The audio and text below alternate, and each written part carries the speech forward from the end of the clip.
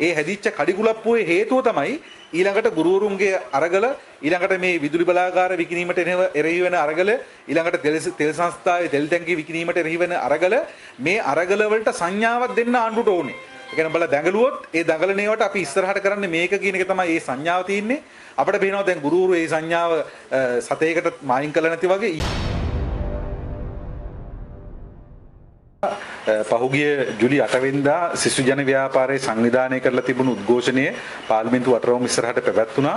ඒ උද්ඝෝෂණයට ඉතාම අමානුෂික විදියට පහර දීම් සිද්ධ කරා. ඒ වගේම අත්අඩංගුවට ගැනීම සිද්ධ කරා. ඒ අතර එක සිද්ධියක් තිබුණා ජෝසප් ස්ටාලින් සහෝදරයා ලංකා ගුරු සේවා සංගමේ ප්‍රධාන ලේකම් සහෝදරයා ඇදගෙන යනවා බස් රථයට නංවන්න.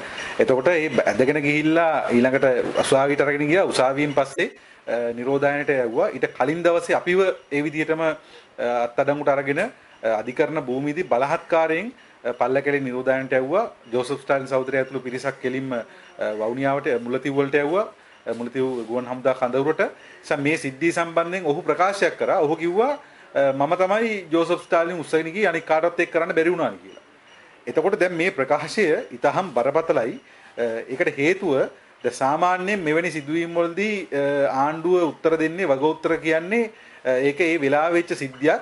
එතන හිට පොලිස් නිලධාරීන් තමයි ඒක කරන්නේ නැත්තේ. ඔවුන්ගේ කුපිත වීමක් තමයි මේක සිද්ධ වෙන්නේ නැත්තේ. නැත්නම් ඔවුන්ගේ පුද්ගලික වරදක් විදිහට තමයි සාමාන්‍යයෙන් කියන්නේ. ඒකේ ඔවුන් ඒකට උපදෙස් දීලා පස්සෙන් ඉඳලා සියලු දේ කරලා පස්සේ හැබැයි පොලිස් නිලධාරීන්ට වකීම් පවරනවා. නමුත් දැන් මෙතන වෙලා තියෙන්නේ මේ නියෝගේ දීපු කෙනාම රට ඉස්සරහ පිට පිළි අරගෙන තිනවා මම තමයි මේ නියෝගේ මෙහෙම දුන්නේ කියලා. මේ විදිහට ඇදගෙන යන්න කියලා කිව්වේ මම තමයි කියලා ඔහු ප්‍රකාශ කරලා තියෙනවා. ඒ වගේම අපි අවධාරණය කරනවා. එතකොට එයා කියපු නැති ටික තමයි කාන්තාවන්ගේ ඇඳුම් ඉරන්නේ.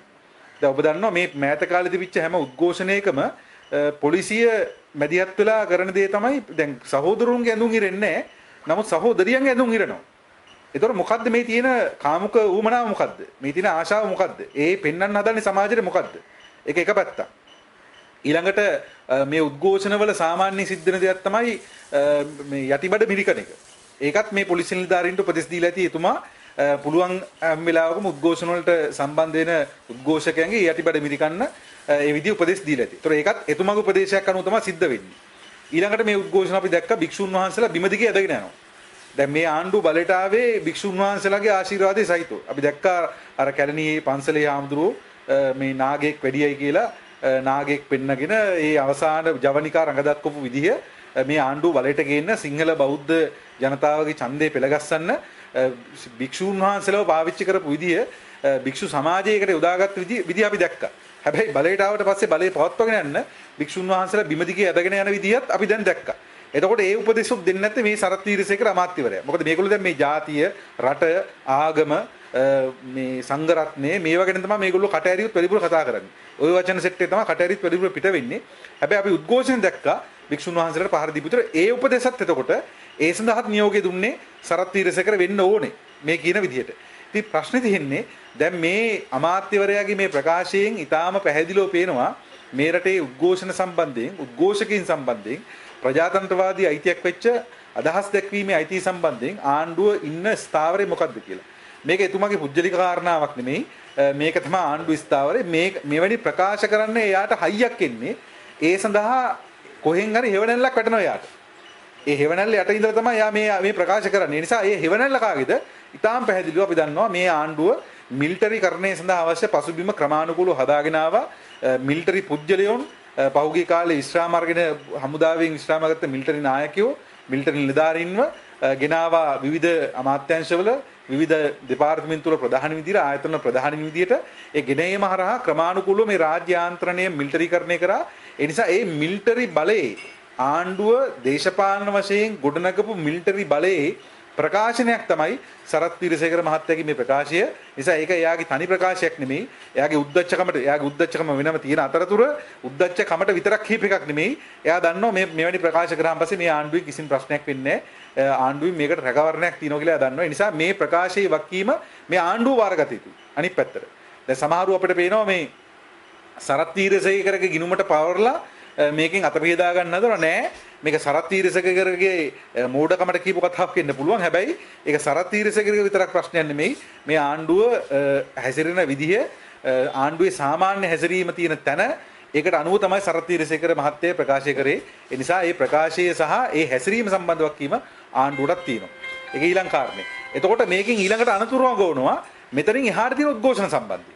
දැන් මේක තමයි ඊළඟ බරපතල කාරණේ. දැන් මේ මාස ගානකට කලින් වෙච්ච සිදුවීමක් සම්බන්ධයෙන් මේ තරම් උද්දාමයෙන් කතා කරන්න සරත් තීරසේකර උන්නේ හැට ඒ හැදිච්ච කඩිකුලප්පුවේ හේතුව තමයි ඊළඟට ගුරුවරුන්ගේ අරගල ඊළඟට මේ විදුලි බලාගාර විකිණීමට එරෙහි වෙන අරගල ඊළඟට තෙල් සංස්ථාවේ තෙල් ටැංකිය විකිණීමට එරෙහි වෙන අරගල මේ අරගල වලට සංඥාවක් දෙන්න ආණ්ඩුවට ඕනේ. ඒ කියන්නේ බල දැඟලුවොත් ඒ දඟලණේවට අපි ඉස්සරහට කරන්නේ මේක කියන එක තමයි මේ සංඥාව තියෙන්නේ. අපිට පේනවා දැන් ගුරුවරු මේ සංඥාව සතේකට මායින් කළා නැති වගේ ඊ වෙනකොට ගුරුවරු නැවත තමන්ගේ උද්ඝෝෂණ ක්‍රියාවලියට සාමාන්‍ය විදිහට අවතීර්ණලා තියෙනවා. ඒ කරා නැවත ආණ්ඩුවට පණිඩක් දීලා තියෙනවා.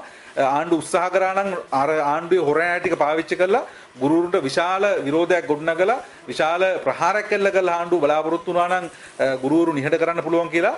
නමුත් ගුරුවරුන්ගේ සාධාරණ අයිතිය මේක මේ කවුරුත් කලබල වෙන්න එපා. අපිට පේනවා සමහරු මේ කලබල වෙලා නිවේදන ගන්න පටන් ගන්න තිනවා. මේක ඊටාම සාධාරණ අයිතියක්.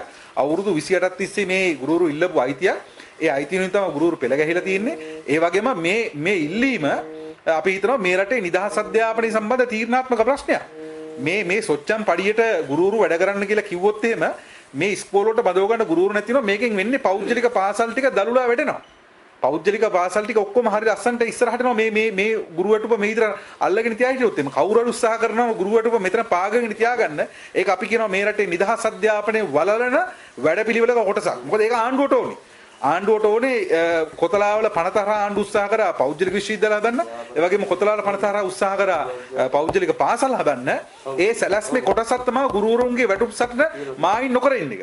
දැන් ආණ්ඩුව විශාල ප්‍රචාරයක් ගෙනියනවා මේ පාසල් ළමයින්ගේ ප්‍රශ්නේ සම්බන්ධයෙන්. ඔව් පාසල් දරුවන්ගේ අධ්‍යාපනයේ දැන් මේ අහිමි වීම ගැටලුවක්. ඒ ගැටලුවේ සම්පූර්ණ වක්කීම ආණ්ඩුව බාර ගන්නවා. ඉතින් අපි අහනවා දැන් ආණ්ඩුව මොකද්ද කරන්නේ? අඩුමතරමේ අපි ජනතාවට කියනවා. දැන් මේ හාල් මිල පාලනය කරනවා කියලා මහා අති විශාල මහා මේ මතයක් හදලා ඇත්තටම ගත්තොත් පොරටෝක් දීලා අන්තිමට මාසයක් යනකොට හාල් මෝල් මාෆියාව ඉස්සරහට දන ගැහුවා. ඒ කියන්නේ මේ හාල් මෝල් මාෆියාව පාලනය කරගන්න බැරුව අද අරාජිකත්වය රටේ නිර්මාණලා තියෙනවා. ඉතින් මේක තමයි ගුරු රස්නට වෙලා තියෙන්නේ. ගුරුවරු සටන් කරනවා. ගුරුවරු සාධාරණ ඉල්ලීමක් ඉල්ලලා තියෙනවා. ඒ ගුරු ඉල්ලීම මේගොල්ලෝ ඡන්දෙදි පාවිච්චි කරලා තියෙනවා. ඡන්ද ප්‍රකාශනවල තියෙනවා. ඒ ඉල්ලීමට කන් දෙන්නේ නැහැ. ඒ ඉල්ලීමට සවන් දෙන්නේ නැහැ. ඒ ඉල්ලීමට සවන් නොදී ඒගොල්ලෝ දැන් ලෑස්ති වෙනවා ගුරු වර්ගලේ මර්ධනය කරන්න. ඉතින් ජනතාව තේරුම් ගත යුතුයි මේ සිද්ධ වෙන්නේ මොකද්ද කියලා. මේ හාල් ප්‍රශ්නෙට කරපු දේම තමයි ගුරු ප්‍රශ්නෙට කරන්න හදන්නේ. ඒ මොකද්ද? හාල් ප්‍රශ්නේදී පාරිභෝගිකව බිලි දුන්නා මෝල් මාෆියාවට. හාල් ප්‍රශ්නේදී ගොවියන් බිලි දුන්නා මෝල් මාෆියාවට. දැන් ওই ගොවියොන්ට ওই කියන විදියට ඉස්සරහට මේ ওই ගානම හම්බ වෙන්නේ නැහැ. හම්බුණත් වැඩක් නැහැ. ඒ නිසා මෙතන ගොවියත් පරාදයි පාරිභෝගිකත් පරාදයි මාෆියාව දිනු. ගුරු වර්ගලට කරන්න හදනත් ඒක ගුරුවරුත් පරාජය කළා. මේ රටේ දෙමාපියෝ දරුවෝත් අසරණ කළා. පෞද්ගලික පාසල් තොගයකට පද්ධතියකට පාර හදන්න තමයි මේ ගුරු සටනට කන් නොදී ඉන්නේ. ඒ නිසා ගුරු සටනට කන් නොදී ගුරුවරුන් පීඩනයටපත් කළා යන ගමනක ඒකට අවශ්‍ය පූර්ව ප්‍රකාශයක් තමයි සරත් තීරසේකරේ කටින් ආවේ. ඒ කියන්නේ මේ ඉස්සරහටත් මේ තැලිල්ල තලනවා කියන එක තමයි කිව්වේ. ඒ නිසා ජෝසප් ස්ටාලින් සහෝදරයා විතරක් නෙමෙයි හිතට පෑරගෙන ගියේ. අත්අඩංගු ගත්තේ ඔහු අරගෙන ගියේ ඒකත් ඔහු ප්‍රකාශ කරනවා ඔහුගේ වැඩක් කියලා. ඉතුරු වට ටිකත් එනං එයාගේ ඒවා. ඒ වගේම ආණ්ඩුව මේ කරන හදන මර්ධනයට එරෙහිව අපි පැහැදිලිව කියනවා මේක එහෙමනම් බේර ගන්න හදන්නේ තලලා පාගලනම් බේරන්න හදන්නේ. ඒකට ඉඩ හම්බ වෙන්නේ නැහැ. ඒ නිසා මේ දෙකට දෙවාරේ වෙනි ඉන්න ආණ්ඩුවකට මෝල් මාෆියාවේ මාෆියාවරු තුන් දෙනෙකුට දනගස්සන්න පුළුවන් ආණ්ඩුවකට ඒගොල්ලෝ හිතන් ඉන්නව නම් මිලිටරි බලය පාවිච්චි කරලා ඒගොල්ලෝ හිතන් ඉන්නව නම් මේ වගේ ප්‍රකාශ වලින් මේ රටේ ගොඩනැගෙමින් තියෙන කම්කරු ව්‍යාපාරයේ වෘත්ති සමිති ව්‍යාපාරයේ ඒ අරගලයේ පාගන්න පුළුවන් කියලා අපි පැහැදිලිව ආණ්ඩුවට කියනවා. ඒක කරන්න හම්බ වෙන්නේ නැහැ. ඒ නිසා මේ මාධ්‍ය හමුවත් අපි කැඳවුවේ විශේෂයෙන්ම එදා ඒ පැහැරගෙන බලහත්කාරී නිරෝධායනට වෙලා අන්තිමට නිරෝධායනයෙන් ෆේල් වෙලා අසමත් වෙලා දවස් 14ට දවස් 8කින් ඉවන්න සිද්ධ වෙච්ච ඒ දේශපාලන ක්‍රියාමාර්ගය. මොකද ඒක නිකන් අර අපිට පෙන්වන්න දුවේ ඒක සෞඛ්‍ය ක්‍රියාමාර්ගයක් කියලා. අපි මුල ඉඳලා කිව්වා නෑ මේක ආණ්ඩුවේ දේශපාලන තීරණයක් උඩ කරපු වැඩක් කියලා. ඒ නිසා තමයි දවස් 14 තියන්න නැතුව දවස් 8න් ඉවන්න සිද්ධ වුණේ. නිරෝධායන නම් දවස් 14 අනිවාර්යෙන් තියන්න මොන උද්ඝෝෂණ තිබ්බත් රටේ දවස් 8න් එව්වා. දැන් ඒක තවත් ඔප්පු කරලා තියෙනවා. සරත් තීරසේකරගේ ප්‍රකාශය හරහා මේක පැහැදිලිව ආණ්ඩුවේ නියෝග මත වෘත්ති සමිති නායකයින් මර්ධනය කරන්න පොදු ජනතාව මර්ධනය කරන්න ගත්ත ක්‍රියාමාර්ගයක් කියලා සෑයගේ තාම පැහැදිලිව ඔප්පු කරලා තිනවා. ඒ වගේම මේ නකොට සිරගත කරලා ඉන්නවා සහෝදරු 5 දෙනෙක්. ඒ අරගලයේම පසු කාලිනව ඇතිවෙච්ච උද්ඝෝෂණයක ප්‍රතිඵලයක් විදිහට ඊයේ මම වැඩි වශයෙන් ඉගෙන කතා කරන්න බලාපොරොත්තු වෙන්නේ. ඊයේ උසාවියේදී මේ ප්‍රශ්නේ ගත්තාම කෝසිලා හංසමාලි සහෝදරිය.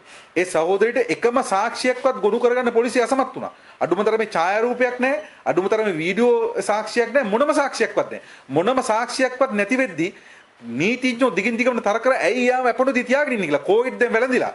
එයාගේ පපුවේ අමාරුවක් හැදිලා තියෙනවා. එයාට වීස් එක තියෙනවා. ඒ ඔක්කොම තියෙද්දි තවදුරටත් බලහත්කාරයෙන් තියාගෙන ඉන්නවා කිසිම සාක්ෂියක් ගොනු නොකර. මේවා මේ රටේ සිද්ධ වෙන්නේ පළවෙනි වතාවට මෙහෙම දේවල් සිදු වෙන්නේ. දැන් ඕන මිනිහෙක් එහෙමනම් අල්ලගෙන ගිහිල්ලා උද්ඝෝෂණ හිටිය කියලා දාලා ඉන්න පුළුවන්. අඩුමතරමේ අපි කියන්නේ දැන් නීතිමය වශයෙන්වත් අහුරු කරන්න ඕනේ මේ ක්‍රියාවලිය. ඒ කිසිවක් සිද්ධ වෙන්නේ මේ ඔක්කොම පිටිපස්ස ඉන්නේ මේ මිලිටරි කරණය තමන්ගේ වැඩපිළිවෙල බවට පත් කරගත්ත ආණ්ඩුව ඒ මිලිටරි කරණේ කුක්කෝ බවට පත් වෙච්ච ඒවැ බුරණ බල්ලන් බවට පත් වෙච්ච මේ සරත් වීරසේකරලා වගේ කට්ටිය තමයි මේ ඔක්කොම කරන්නේ. නිසා අපි පැහැදිලිව උන්ට කියනවා මේ ක්‍රියාවලියට එරෙහිව වෘසම්ති ව්‍යාපාර විදිහට අපි ඉදිරියට තවත් මේ උද්ඝෝෂණ ක්‍රියාවලිය ඉදිරියට ගන්න අපි ලෑස්ති කියන එක අපි ඒගොල්ලන්ට අපි අනතුරු ඇඟීමක් කරනවා.